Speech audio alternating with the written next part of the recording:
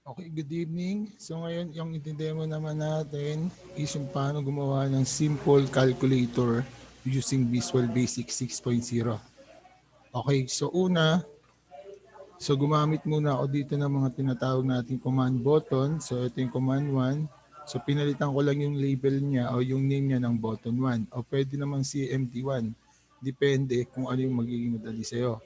Kagaya nito, naging command 2 or CMD2, CMD3, kung ano yung pinakapangalan ng caption o yung nakikita nating caption dito, yun po yung nilagay kong pangalan ng command.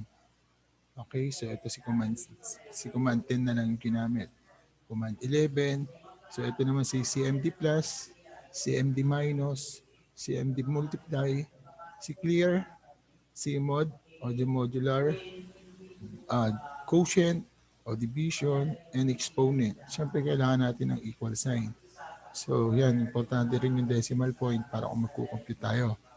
Okay, una, para maagawa natin yun, kailangan mag-click tayo ng kahit na anong command button dyan. For example natin is si 0. So sa 0, palitan natin siya dito. Pag gawin natin general, importante na ilagay natin ang dim A as integers.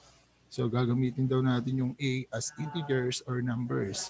Ganun din naman si B, dim B as integers, while dim sign, ito yung magiging plus, subtraction, slash, saka asterisk. Sila yung magiging string naman o yung salita.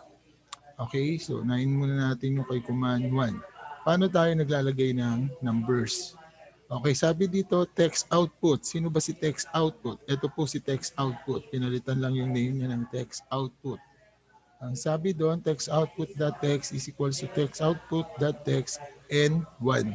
Yan, kakopyahin lang po natin yung number na yan. Ika-copy lang po natin yan. Copy. Then ipipaste natin sa mga numbers. So ito, pag pinaste nyo na yan, papalitan nyo lang yung 1 ng 2. So ganun din dito.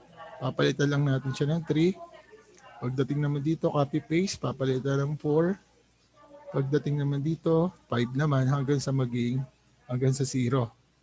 Okay, so pare-pareha sila.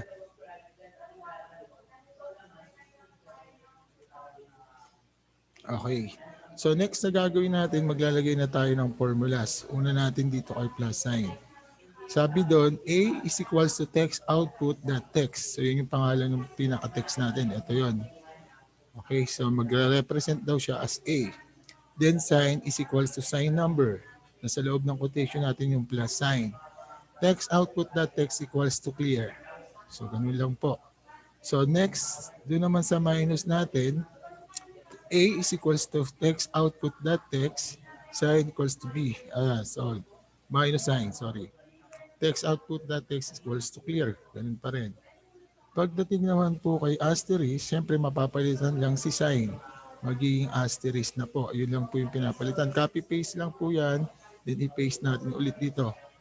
Papalitan lang natin yung nasa loob ng slash. Okay, so ang importante pong codes dyan, eto si clear, madali lang yan. Double quote lang yan. Ibig sabihin walang nakasulat sa loob.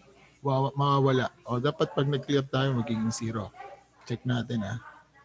So clear, 0. Yan kasi yung pinaka-ready ng calculator eh. Kapag naka-0 yan, ibig sabihin pwede na tayo mag-start mag-compute. Okay? Divided by 3. Okay, so 9.33. Clear ulit tayo, back to 0 tayo. 0, 0, 0, pwede din. Clear ulit. And po, halimbawa natin 42 times 3, 129. Okay, 126 pala, 23. 42 lang pala yun. Then times 5, for example. Yun, gumagana po ng maayos yung ating calculator. So, paano po yun napagana? So, ang kailangan po natin is yung equal button.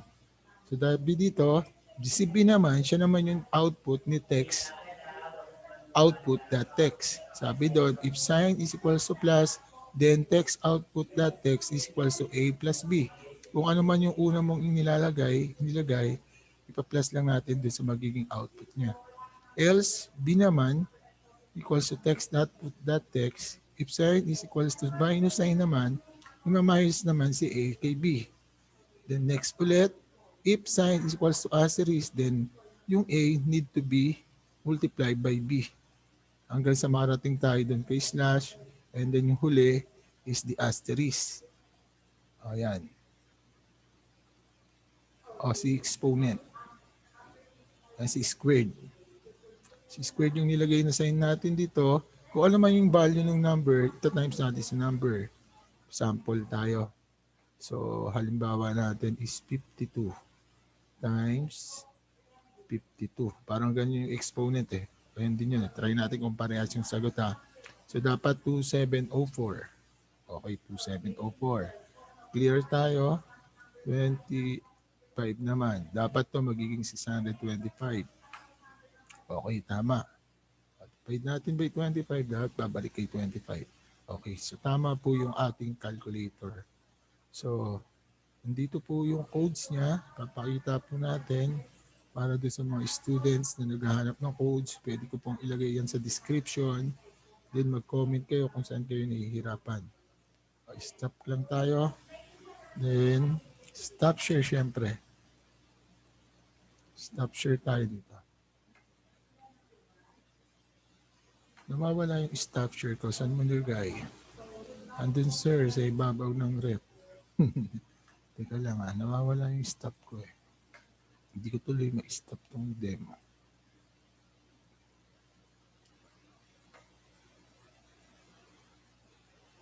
O close na lang natin ito siguro.